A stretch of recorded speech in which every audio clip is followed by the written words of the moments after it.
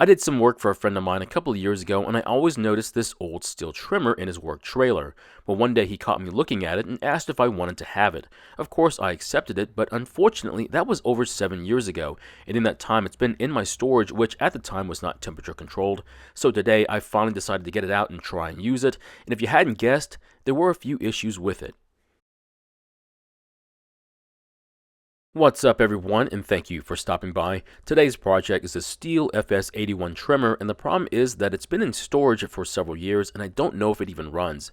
Now I would put some fuel in it and try and start it, but it has some fuel line issues, so I'll have to wait until I get that fixed before I try and start it.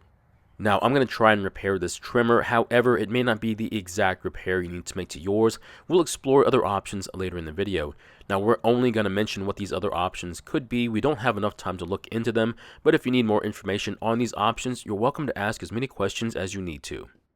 As you can see, it's a bit beat up here and there, and it turns out that his dog was using it as a chew toy when it was a puppy. Now the damage isn't that bad, but the biggest problem is with the right handle because the on-off switch is missing, so I don't think I'll be able to use it to turn off the trimmer.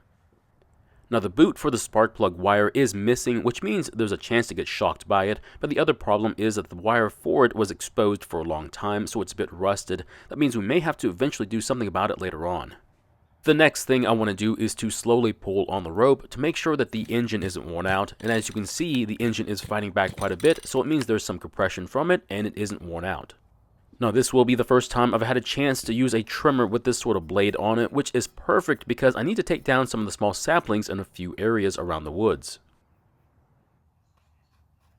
So before I start taking the carb apart, I want to replace the single fuel line from the tank, that way I can see if it starts and runs. As you can see, what the problem is, the fuel line is broken inside the tank, which means I can't get any fuel to the carb. As you can tell, the line has become very brittle and it's easy to break.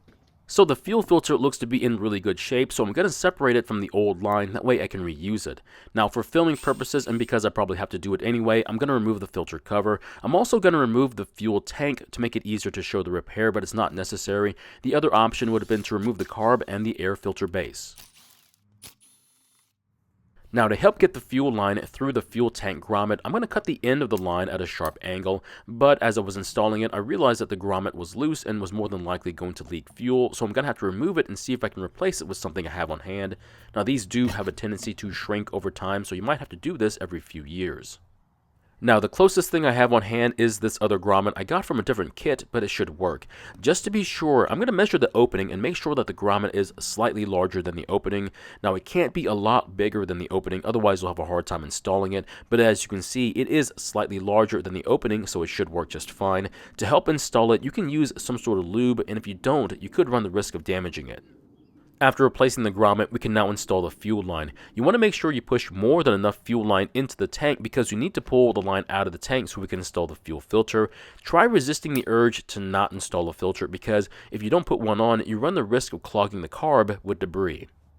Once the filter is back on the line, we can push it back into the fuel tank. Also, make sure there's enough fuel line in the tank so it's able to move around to reach all the fuel in the tank. After that's done, we can install the tank back onto the engine and connect the fuel line back to the carb. So the biggest challenge we'll have when it comes to starting this trimmer is that there's no purge bulb, and we'll have to rely on the carb to pull fuel from the tank. We'll know if there's a problem pretty quickly if it's not able to do that.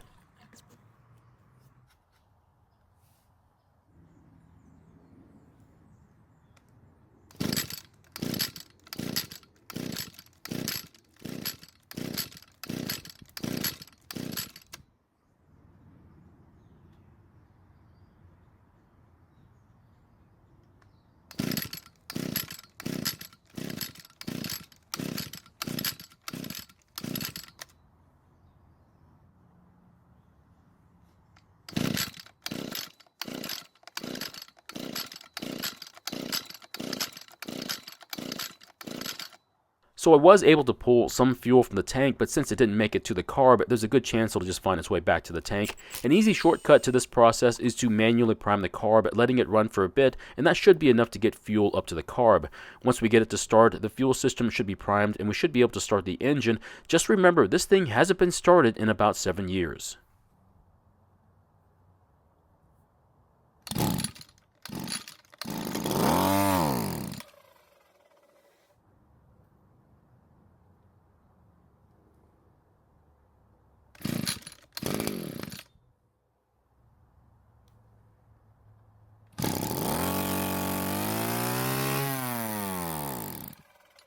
I'm not really sure why it started and ran like that. I didn't even have my hand on the trigger, but since this was the longest it's ran, there should be fuel in the carb by now.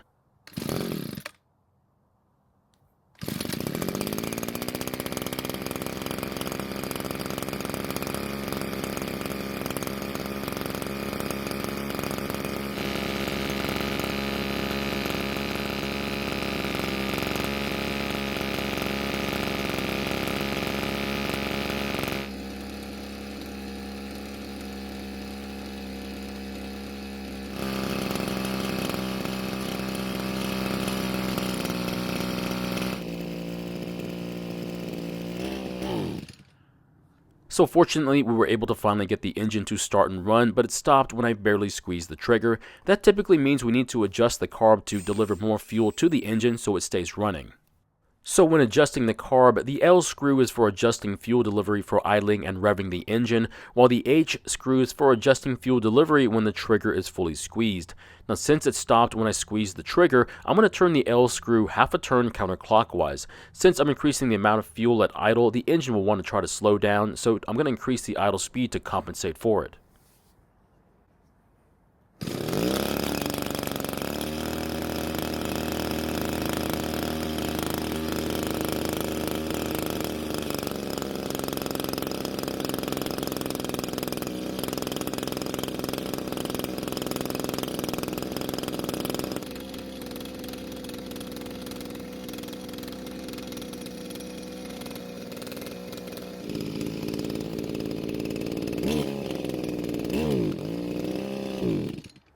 Unfortunately, the engine stopped yet again, so I don't think the carb adjustment worked.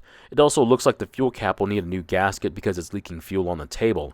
So after trying to adjust the carb, it's not responding like it's supposed to, and even though I could continue to adjust it, I don't think it's really going to improve. That means I need to remove the carb and take it apart so I can inspect it for any issues. Now, I could just replace the carb with a new one, but it would be a cheap aftermarket one because an OEM replacement would be very expensive, and I'd like to keep the original one on it if possible. However, once I take this one apart, I'll decide if it needs to be replaced. Now, after taking off the pumping side of the carb, everything looks to be in good condition. The round inlet screen doesn't have any debris on it, and the pumping diaphragm looks to be in good working condition. Now, on the pumping diaphragm, we want to make sure that the two check valve flaps are not bent down towards the metal because they need to seal against the holes on the main part of the carb. The best way to check is to look at it from the side, and it looks like this one's in good shape. If yours are bent, you might want to consider replacing the carb because it's easier than sourcing the rebuild kit, and it's about the same price too. There's one other aspect I want to mention, and I don't typically mention it because it doesn't apply to most carbs, and that's diaphragm flexibility. I talk about it a lot when it comes to metering diaphragms, but on this type of material, which is rubber coated, over time it has a tendency to harden and not allow the flaps to move like they're supposed to. The same applies to this larger area as well, which is supposed to move back and forth to help pump fuel from the tank. I hate to say it, but this one is extremely stiff. It works well to pump enough fuel to keep the engine idling, but it's not able to do anything more than that. So according to what I just mentioned earlier, I should probably buy a new carb, but I still have one more trick up my sleeve I want to try. I'm going to drop this into a solution so I can rejuvenate the rubber. I haven't done this in a long time because the parts are so easy to get nowadays, but in this case, I'd like to try to save this original carb. To get to the metering diaphragm, it's located under this metal plate. Now after removing the bolts that hold it to the carb, we can take the plate off to expose the diaphragm. And on first inspection, it still looks very flexible, which is a good thing because that's how it controls fuel flow through the carb. There's only one problem. It looks as though there are a couple of wrinkles in it which could hamper its movement. Now, if I didn't have another diaphragm available, I could probably get away by reusing this one, but since I already have one on hand, I'm going to replace it. Now, when replacing these, the most important part is the stem in the middle. It has to be the same length. They can either be long or short, and this one happens to be the longer version. The last thing I need to do is to make sure fuel will flow through the inlet screen after pressing the rocker arm on the other side of the carb. I'll put some fuel in the pocket for the screen and then press the rocker arm. The fuel is supposed to disappear through the screen and make its way to the other side. As you just saw, the fuel disappeared from the inlet screen, so it's working just like it's supposed to. If yours doesn't do this, you'll need to remove the screen and clean it until fuel will pass through it. So it's been 24 hours since I put the pumping diaphragm in this solution. Now I would really prefer it to be in there for about a week, but I'm being really impatient. Now, the reason I'm being so impatient is that the sooner I know this doesn't work, the sooner I can order a new carb and have it here in a couple of days. I know that sounds unreasonable, but I really want to get this trimmer working sooner than later. Now, after getting as much of the solution off as possible, I'm going to reassemble the carb along with a new metering diaphragm. Several years ago, I used to use this rejuvenation process for both metering and pumping diaphragms, but once I realized how affordable the diaphragms were when ordered in bulk, I stopped doing this. Now, depending upon how badly petrified the diaphragms are, they could work for some time after reassembly, but it may not be a permanent fix, as it will eventually go back to the same condition as before, which is another reason why I've stopped using this method. I really do miss the days when equipment had one fuel line from the tank to the carb. It's such a simple design. But there's a good reason why it had to disappear, and it's because starting this machine after a long storage can be a real hassle. On current machines, we have a purge bulb to remove air from the fuel system, and starting the engines can be a bit more predictable. However, on this trimmer, it took several pulls just to get fuel up to the carb, and then you had to pull some more just to get it started. If this was done incorrectly, the chances of flooding the engine was incredibly high, which could lead to a lot of frustration.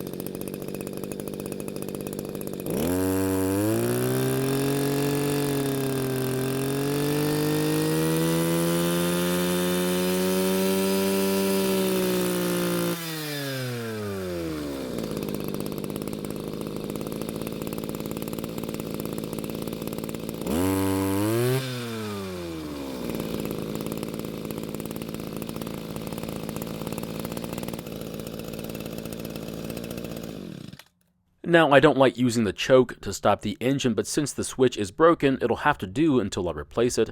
So it turns out the rejuvenation process worked this time, but I don't know how long it's going to stay that way. Now that I know that the trimmer works, I have to decide if I want to replace the carb or keep it the way it is. I'm going to do something that I don't normally do, and that's to use what I just fixed. In this case, I'm going to use this trimmer on some of the saplings on the edge of the clearing, and since it's not the growing season, I'll be able to see what I'm doing versus when it's overgrown.